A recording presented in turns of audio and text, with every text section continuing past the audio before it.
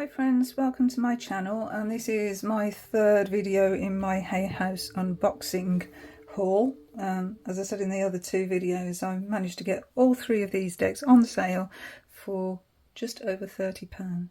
So just over £10 each, which is way very happy with that. So this is the Myss Archetype cards, and I have been looking at this for years and never pulled the trigger, and I thought, well, at this sort of price, yeah, I'll be a fool not to get it at the moment while it's at such a bargain price.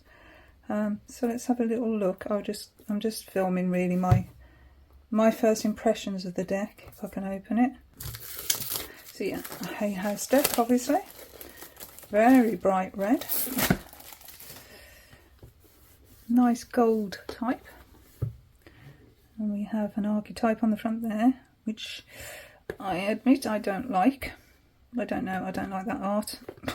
Which is probably why I've never bought this deck before, is because I've only ever seen the front of it, and yeah, it's not really my style, but people rave about this deck, so I thought let's have a little look at it while it's on offer. So archetypes are ancient universal patterns of behaviour that are embedded in what Carl Jung called the collective unconscious. So there's 74 archetype cards, each individually designed to provide the basic light and shadow attributes of a different archetype, and it's got 6 blank cards as which you can create your own. An instruction booklet explains how to use the cards. So it's about the archetypes that are active in your own psyche, how they can lead you to achieve greater insights into your life. And there's a booklet, Sacred Contracts, and she does workshops and seminars already.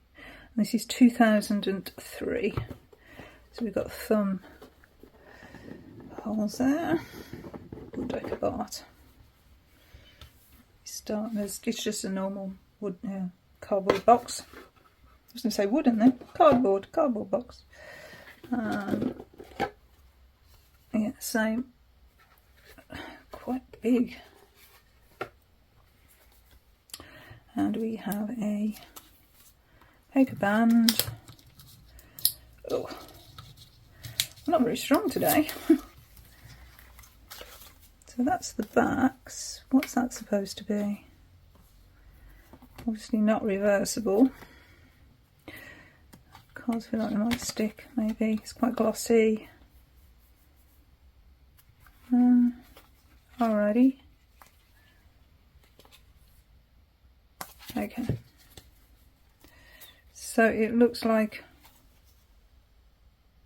so we've got the keywords, meanings, sort of things actually on the cards here.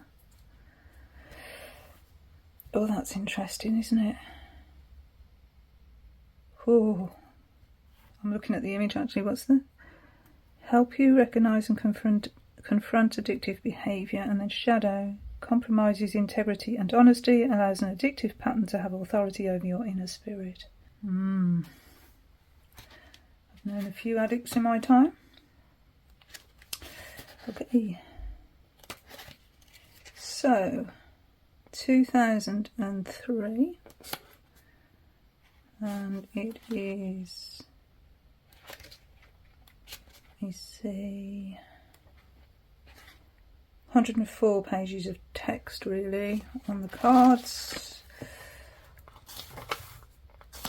How to work with the deck. 4 archetypes of survival: the child, the wounded child, the event. Oh, crikey. Oh, that's interesting. Dependent, eternal. The victim.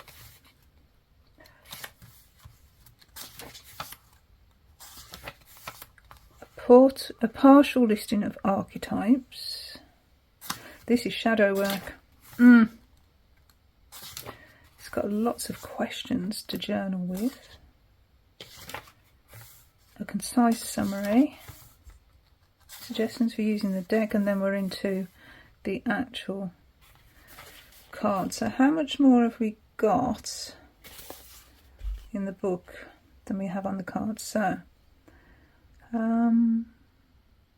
see also gambler, so yeah, that makes sense. It's not limited to drugs or alcohol. Helps you recognise when any external force has more authority over your willpower than your inner spirit does. And then Shadow Addict represents the absence of self-control and internal balance, and compromises your integrity and honesty. And then some advice: look for a lifelong pattern of trying to overcome the tendency to need a substance or person so intensely that you compromise relationships, finances, integrity, character, or emotional and psychological well-being. Okay, this is a powerful deck. I can see why people actually recommend it. Okay, I think what I'm going to do here is a silent walkthrough, because one, for me to be able to play it back and look at the cards pretty closely when I need to, and yeah, I don't think it needs my input really, because it's all on the card, isn't it?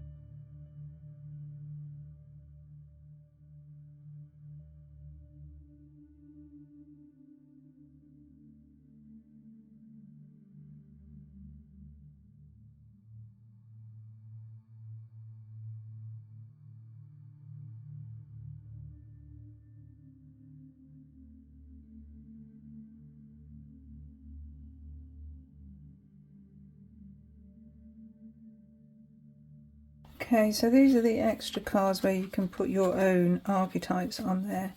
It's quite an interesting deck. I don't like the artwork. I really don't like it. It's not an aesthetic that appeals to me. I don't like the card setup. I don't like it. Okay, I don't think we needed to have all of it on the card because we've got a guidebook, but then I suppose it means we can use it without the guidebook. We don't really need the guidebook. Some of the cards are so light it's difficult to actually read them. Let's find an example of that. There we go. There's an example of that. I found that quite difficult to actually read from a distance. You know, a normal reading distance. It's not that easy to actually read. You know, I don't like this art style. Don't. I think some of them found it a bit of a difficult to actually see the light and shadow of some of the archetypes. Some of them I think are a little bit of a stretch, and I don't know. I mean, this deck's been around for a long time, and I presume, you know, a lot of people have actually worked with it. I'd like to know other people's experiences with this deck. I mean, victim, trying to find a light aspect to victim, prevents you from letting yourself be victimised or victimising others. So, I don't know. I think sometimes it's a bit of a stretch.